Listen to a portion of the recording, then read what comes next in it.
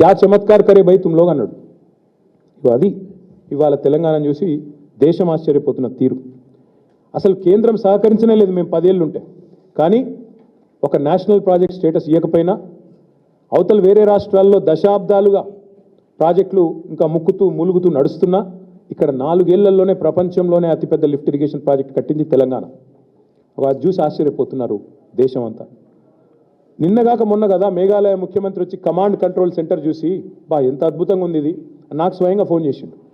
Conrad సాంగ్మా నాకు మిత్రుడు కాబట్టి ఫోన్ చేసి మరి ఏం అద్భుతంగా కట్టినారా కేసీఆర్ గారి విజన్, మీరు గవర్నమెంట్లో లేకపోవచ్చు కానీ మీ పరిపాలన ఫలితాలు ఇంకా కనబడతానే ఉన్నాయి, అద్భుతంగా ఉందని చెప్పి మరి ఇవాళ కాన్రాడ్ సాంగ్మా లాంటి నాయకులు మాట్లాడుతున్నారు.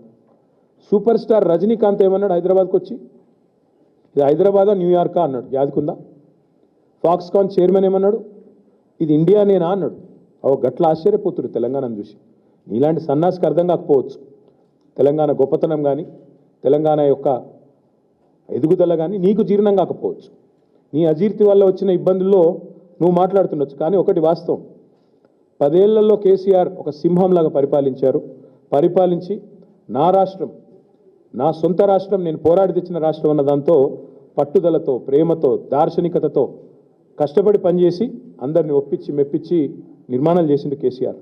నీ వల్ల నీకున్న ప్రాబ్లం వల్ల సహజంగా నిన్ను చూడంగానే పారిపోతారు, నిన్ను చూడంగానే అవమానిస్తారు, నిన్ను చూడంగానే ఒక దొంగ వచ్చిండ్రా అనుకుంటారు. అది నీ కర్మ, మేమేం చేయలేం దానికి.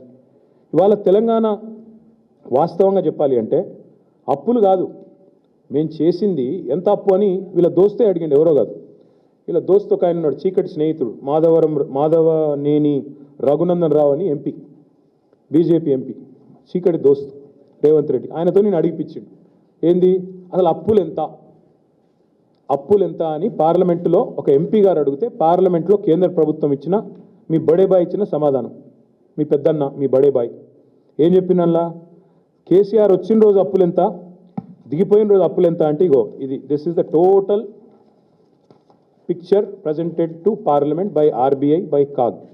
ఏమని చెప్పారు అందులో, కేసీఆర్ గారు అధికారంలోకి వచ్చిన రోజు 72,000 కోట్ల అప్పు రాష్ట్రం నెత్తి మీద ఉన్నది, కేసీఆర్ దిగిపోయిన రోజు 3,50,000 కోట్ల అప్పు, total public det of Telangana. ఇది పార్లమెంటులో సాధికారంగా కేంద్ర ప్రభుత్వం రిజర్వ్ బ్యాంక్ని అడిగి ఇచ్చిన లెక్క. నీ ఇప్పుడు అందులో ఏంటంటే విషయం, మేము వచ్చిన 72, మేము దిగిపోయిన నాడు 3,50,000, మరి అంటే ఎంత కేసీఆర్ చేసిన అప్పు, 2,78,000 కోట్లు. కానీ నీ పరిస్థితి ఎట్లుంది, నీకు వాస్తవాలు బయటకు వస్తే నీకు నచ్చలేదు, అందుకే నోటికొచ్చినట్టు ఎంత వస్తే అంత, ఒకరోజు 6 లక్షల కోట్లు అంటాడు, ఇంకో రోజు 7 లక్షల కోట్లు అంటాడు, ఇంకో రోజు 8 లక్షల కోట్లు అంటాడు. మరి నీ లెక్కలు నమ్మాలనా లేక కాగ్ లెక్కలు మరి ఆర్బీఐ లెక్కలు నమ్మాలా, పార్లమెంట్లో కేంద్ర ప్రభుత్వం చెప్పింది నమ్మాలా, ప్రజలు ఏది నమ్మాలా ముఖ్యమంత్రి చెప్పు. తెల్లారు లేస్తే వెనకటికి ఎవడో మొహం బాగాలేతే అద్దం బాలు కొట్టుకున్నట్టు నీకు పరిపాలన చేతగాక గత ప్రభుత్వం మీద ఇంకెన్ని రోజులు ఏడుపుల్ని, ఎన్ని అబద్ధాలంటే నేను ఒకటే వేదిక ఇద్దరు ముఖ్యమంత్రి ఉప ముఖ్యమంత్రి నెంబర్ 1 అండ్ నెంబర్ 2. నెంబర్ 1 అంటాడు 30 నెలల్లో 1,75,000 కోట్లు ఖర్చు పెట్టిన రైతులకని నెంబర్ 1 సీఎం అంటాడు. అదే వేదిక మీద మరో ఒక 5-6 నిమిషాల తేడాలో ఉప ముఖ్యమంత్రి గారేమో 1,56,000 కోట్లు అంటాడు. అంటే వాళ్ళకి అబద్ధాల్లో కూడా పొంతం లేదు. 20,000 కోట్ల అంతరం అక్కడిదక్కడే 5 సెకండ్లు 5 నిమిషాల తేడాలో అంత చండాలమైన పరిపాలన నీది. ఇంకొక మాట, ఇది కాగ్ రిపోర్ట్, ఇందులో నెలకు ఎంత వీళ్ళు కట్టింది 2026-27తో సహా మొత్తం ఉంది, కావాలంటే 25 ఉంది, 26 ఉంది, 27 ఉంది. ఏ నెల కూడా వీళ్ళు 2,400 2,500 కోట్లు దాటి కట్టలేదు. కానీ ఏం చెప్తారు, ప్రతిసారి 6,000 కడుతున్నాం, 6,000 కోట్లు కడుతున్నాం, 7,000 కోట్లు కడుతున్నాం. వాళ్ళ ఇష్టం, నోటికి మొక్కాల. ఇది కాగ్ లెక్క. మరి కాగ్ లెక్క నమ్మాలా, నీ కాకి లెక్కలు నమ్మాలా? అంటే అప్పుల్లో మీరు చెప్పేది తప్పే, మిత్తిల్లో మీరు చెప్పేది తప్పే. మళ్ళీ ఇంకా దాని మీదకి వెళ్ళి తెలంగాణ ఏదో దివాలా తీసిన రాష్ట్రం అని నువ్వు మాట్లాడే మాటలు.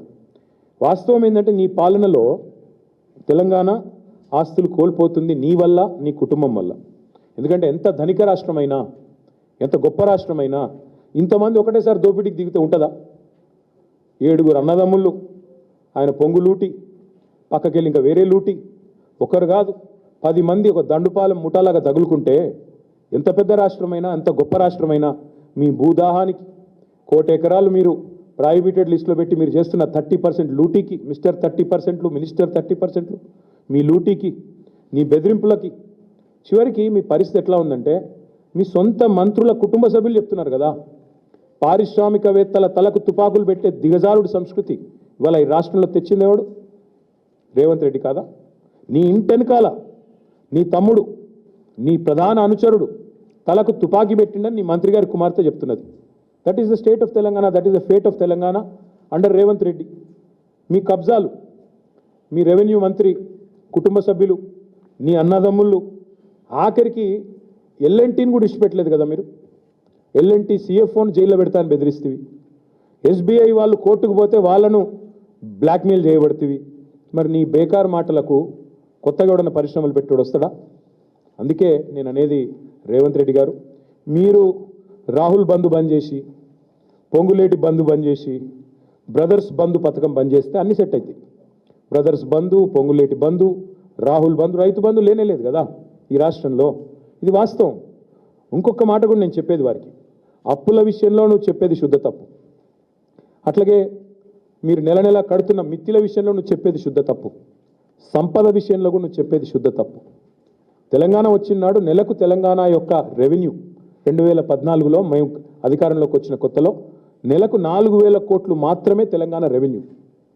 అదే మేము దిగిపోయినాడు నెలకు 18,500 కోట్ల రెవెన్యూ పెంచి, అంటే 4.5 లక్షల కోట్లున్న జిఎస్డిపిని, గ్రాస్ స్టేట్ డొమెస్టిక్ ప్రోడక్ట్ని 15 లక్షల కోట్లకు తీసుకుపోయి, అంటే రాష్ట్ర సంపద పెంచి 4,000 కోట్లు నెలకు వచ్చే పరిస్థితి నుంచి 18,500 కోట్లకు తీసుకొచ్చి నీ చేతిలో పెట్టినాం. మరి ఇంకా కూడా సిగ్గు లేకుండా అప్పుల మీద తప్పే నువ్వు చెప్పేది, తప్పుడు ప్రచారం. సంపద మీద నువ్వు పెంచేది తప్పుడు మాటలే, సంపద మీద చెప్పేది తప్పులే.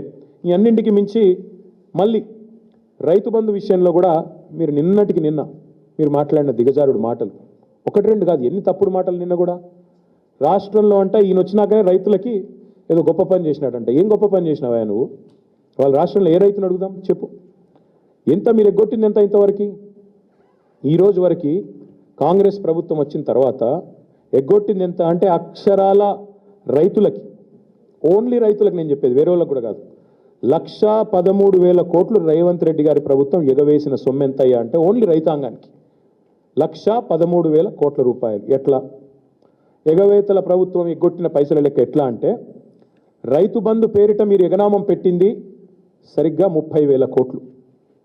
ఓన్లీ రైతు బంధు పేరిట మీరు ఎగ్గొట్టింది 30,000 కోట్లు. కౌలు రైతులది కూడా కలిపితే మీరిచ్చిన హామీయే కదా 100 రోజుల్లో కౌలు రైతులకు కూడా ఇస్తామని. కౌలు రైతులది కూడా కలిపితే 22,500 కోట్లు. 30,000 భూ యజమానులకు, కౌలు రైతులకు 22,500 కోట్లు. రుణమాఫీ, మీ కథ గుర్తుండాలి. రుణమాఫీ బ్యాంకర్లను అడిగితే 50,000 కోట్లు అన్నారు రుణమాఫీకి. ముఖ్యమంత్రి గారు వెంటనే 4 రోజుల్లోనే మాట మార్చి నాలుక మడతపెట్టి 50,000 కోట్లు కాదు, 1 సంవత్సరం, కావాలంటే అన్ని వీడియోలు ఉన్నాయి, ప్లే చేయమంటే కూడా చేస్తా, 1 సంవత్సరం కడుపు కట్టుకుంటే 40,000 కోట్లు ఎడమ చేత్తును కట్టేస్తా అన్నాడు. అంటే ముఖ్యమంత్రి లెక్క 40,000 కోట్లు. క్యాబినెట్కి వచ్చే వరకు 31,000 కోట్లు అయింది రుణమాఫీ. అక్కడికి వెళ్ళి బడ్జెట్కి వచ్చే వరకు 26,000 కోట్లు అయింది. చివరికి వాళ్ళు చెప్తున్న లెక్క నిజమే అనుకుంటే కూడా అల్టిమేట్గా ఆగింది 20,000 కోట్ల కాడికి. వ్యవసాయ మంత్రి గారి లెక్క 20,000 కోట్లు. ఒక్కొక్కరిది ఒక్కో పాట. బ్యాంకర్లు 50,000 కోట్లు, సీఎం 40,000 కోట్లు, క్యాబినెట్ 31,000, బడ్జెట్ 26,000, వ్యవసాయ మంత్రి లెక్క 20,000 కోట్లు. అంటే అందులో కూడా మీరు రైతు రుణమాఫీలో ఎగ్గొట్టింది 29,500 కోట్లు ఎగ్గొట్టింది. రైతు కూలీలకు మీరు పంగనామం పెట్టింది 15,000 కోట్లు. పంటల బోనస్ను బోగస్ చేసి ఎగ్గొట్టింది 16,000 కోట్లు. మొత్తం కూడితే 1,13,000 కోట్ల రూపాయలు కేవలం రైతులకే ఎగనామం పెట్టింది రేవంత్ రెడ్డి ప్రభుత్వం. ఎప్పుడు కడతావు ఈ బాకీ? ఎప్పుడు కడతావు ఈ బాకీ? కట్టినా ఇంకా చేయి పండుగలు. ఇంకా అట్రఫ్లాప్ సినిమాకు అర్ధశత దినోత్సవం చేసినట్టు అన్నదాతలను ఆగమాగం చేసింది చాలక మీదికెళ్ళి ఇంకా సభలు, సదస్సులు, వీళ్ళందానికి మళ్ళీ అందులో స్పీచ్లు, వాటికి కిందికెళ్ళి సీటీలు, కాదు పేపర్ యాడ్లు. చెప్తున్నా కదా, అట్రఫ్లాప్ సినిమాకు అర్ధశత దినోత్సవం అంటే ఇదే. బలవంతంగా జాకీలు పెట్టి లేపుతుంటారు చూడు, బాగుందా బాగుందా అని. వాళ్ళే మళ్ళీ డబ్బా కొట్టుకున్నాడు గట్ల. ఏం వెరగబెట్టినావు నువ్వు అసలు రైతులకి? ఏం చేసినావు చెప్పు. ఇన్ని రోజులు 2.5 ఏళ్లలో చేసింది ఒకసారి చెప్పు, మేము కూడా విని తరిస్తాం అందరం కూడా. అంటే ఎట్లా తయారైందంటే ఇప్పుడు నిజంగా అబద్ధం చెప్పడం అనేది ఆయన జన్మ హక్కు. అబద్ధం ఆయనకు ఆరో ప్రాణం. అసలు అబద్ధాలు చెప్పకపోతే ఇక ఆయనకు ఇంకా వేరే ఏమీ రాదు అన్నట్టుగా మీటింగులు పెట్టి రోత మాటలు, రైతు మీటింగ్ అంటాడు, రోత మాటలు మాట్లాడతాడు. ఇంకా అందులో కొన్ని మధ్య మధ్యలో గరికపాటి లాగా, ఆ గరికపాటి పెద్ద ఆయన ఉంటాడు ఒక ఆయన, చాగంటి గారిలాగా, గరికపాటి గారిలాగా మధ్య మధ్యలో ప్రవచనాలు చెప్తున్నాడు. ఏమని? అధికారం శాశ్వతం కాదు. ఖచ్చితంగా నీకు చెప్తున్నా, నీకు శాశ్వతం కాదు, నీకు ప్రతిపక్ష పాత్ర కూడా మిగిలదు భవిష్యత్తులో. ఆ పరిస్థితి తప్పకుండా రాబోతా ఉంది.